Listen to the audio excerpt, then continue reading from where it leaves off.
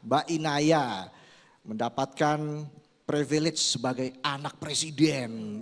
Wih, gimana tuh rasanya tuh Mbak Inaya? Enggak, aku biasa aja. Biasa aja ya. Apa? Kenapa aku ini disuruh nanya apa? Mbak Inaya gimana nih melihat pemuda kita di depan ini? Merasa muda lagi nggak? Masa muda lagi. Biasanya kalau yang ada sama senior-senior yang ngerasa muda lagi. Oh gitu ya. Kalau Oke. sama teman-teman malah jadi ngerasa tua. Memaknai Sumpah Pemuda di era saat ini di mana perkembangan teknologi semakin signifikan, semakin pesat ya.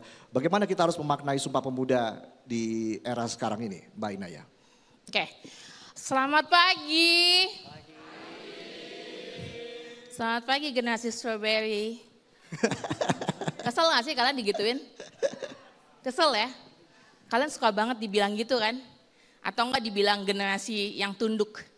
Ya kan? Generasi tunduk bukan karena di bawah rezim siapa, itu juga sih. Tapi bukan hanya itu maksudnya, tapi lebih karena tunduk terus kepalanya ya kan gitu katanya. Nah, apa kabar kalian semua?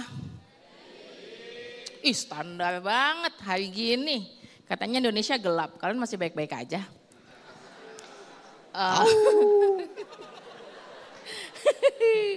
Ya jadi ini pertanyaan yang ditanyakan setiap tahun, setiap tanggal 28 Oktober. Bagaimana kita memaknai Sumpah Pemuda dalam era sekarang gitu ya.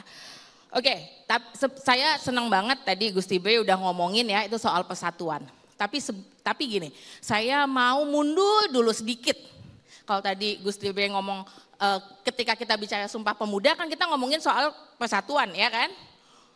Kan selalu gitu, yang digemakan tuh selalu ini soal persatuan loh. Berbeda-beda tapi satu tujuannya ya kan.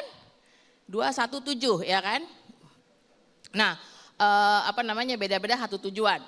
Tapi sebenarnya dia enggak muncul begitu aja teman-teman. Gitu. Ini bukan sesuatu yang sebelum kita ngomongin soal persatuannya, kita mundur dulu sebentar boleh enggak? Saya pengen ngajak teman-teman untuk mundur dulu sebentar. Bahwa si persatuan itu, bahwa si Jong Ambon, Jong Java, Jong Sunda, Jong Makassar, Jong manapun itu, saat itu tahun 1928 itu, dia nggak muncul, nggak kalau bahasa Prancisnya itu nggak mencutut gitu nggak.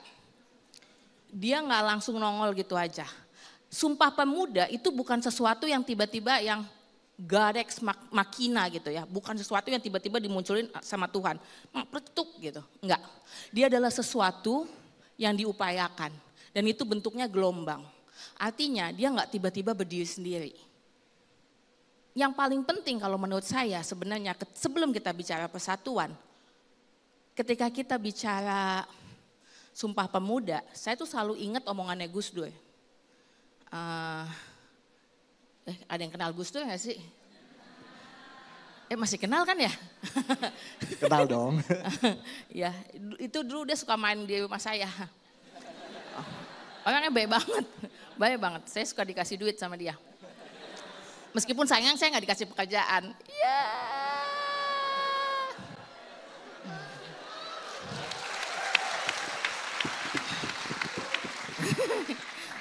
Sayangnya. Nah, jadi Gus Dur tuh selalu ngomong gini, ketika kita bicara persatuan, pasti yang ada dalam kepala kita ini kita sama-sama. Perdamaian, ya kan? Kita nggak konflik dong, kan gitu. Kalau kita bersatu kita nggak konflik, ya kan? Nah, Gus Dur tuh selalu ngomong gini, nggak ada perdamaian tanpa keadilan. Jadi keadilan itu harus muncul sebelum perdamaian. Dan ini penting dalam konteks Indonesia hari ini. Jadi kalau kita ngomongin soal persatuan Indonesia untuk sesuatu yang lebih baik dan segala macam, kita harus mundur. Keadilannya ada apa enggak? Karena sulit kita bisa ngomongin Indonesia maju, Indonesia emas, ya kan? Kalau kita nggak dapat keadilan, kalau teman-teman nggak dapat keadilan. Makanya penting, Gus Dur tuh dia hobi banget ya belain agama lain, suku lain, ya kan? Gitu. Sampai dibilang, dia mah kafir tuh hobinya belain yang lain gitu. Tapi itu bukan tanpa sebab. Sebabnya harus ada keadilan.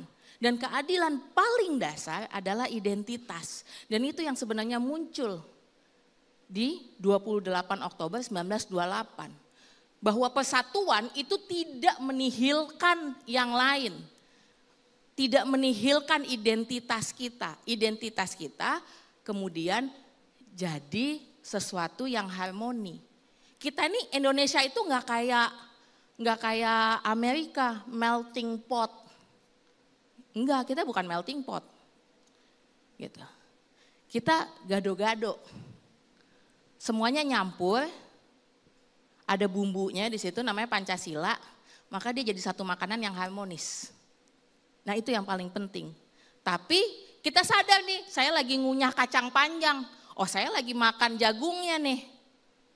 Kadang-kadang ada tolo lebusnya gitu di situ.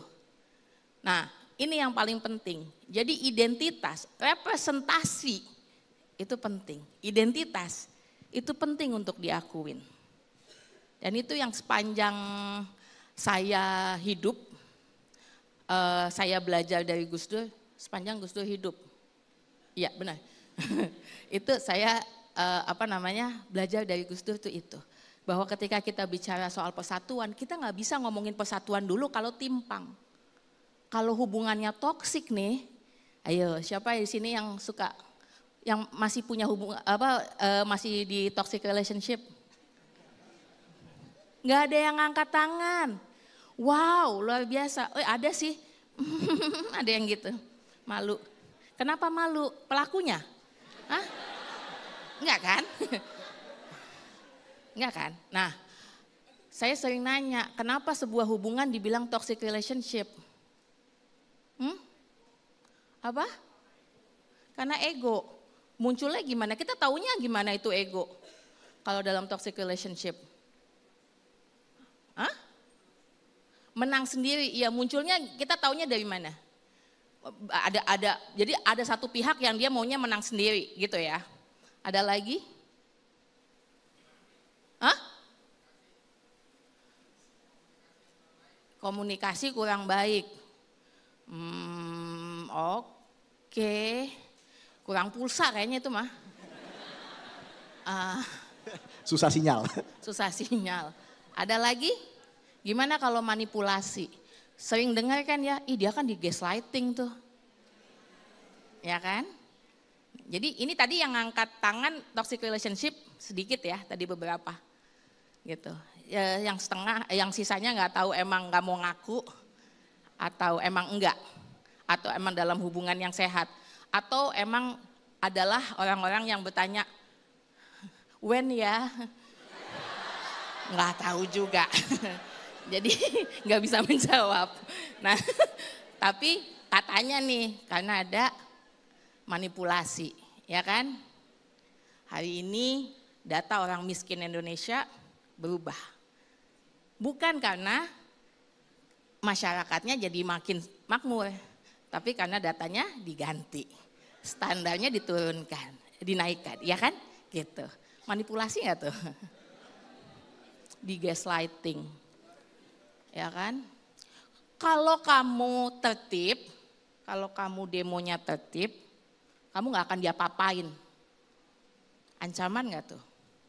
Jadi kalau saya tanya siapa yang saat ini masih di toxic relationship? Jeng jeng, langsung banyak yang ngangkat tangan. Karena toxic relationship nggak hanya di pasangan, di negara juga ada.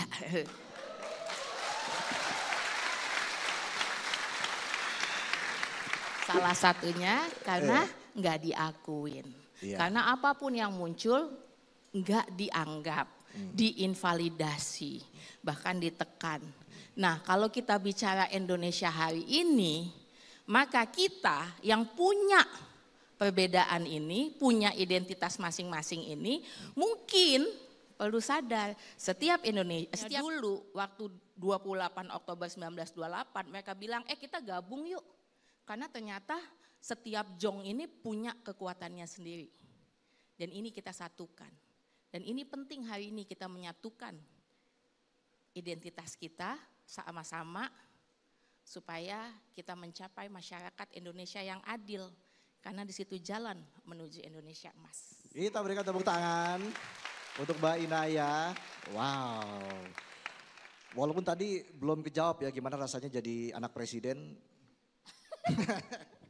Ya, nggak sedap. Yang penting pernah dikasih duit langsung sama presiden loh. Iya, ya, benar. Duit negara tuh, duit rakyat. Fasilitas gimana? Pakai patwal nggak? Tot wuk.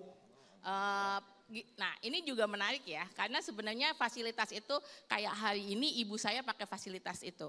Bukan karena keinginan, tapi karena itu adalah peraturan dari negara. Ibu saya ketika dibilang, dulu sebenarnya nggak ada tuh, fasilitas itu nggak ada.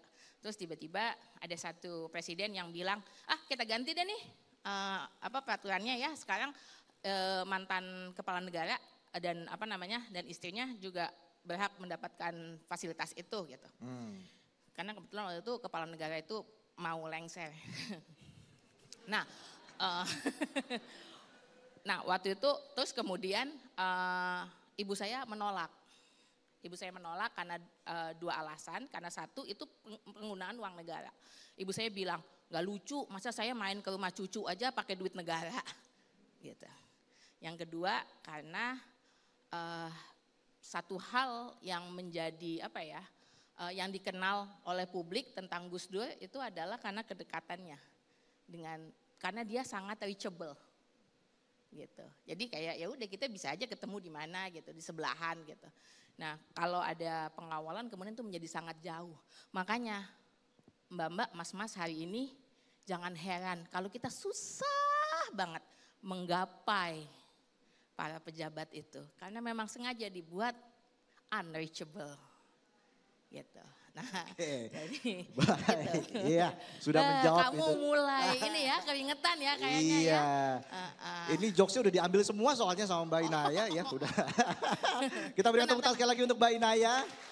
Tenang, habis ini bukan jokes kamu aja yang aku ambil, keamananmu juga.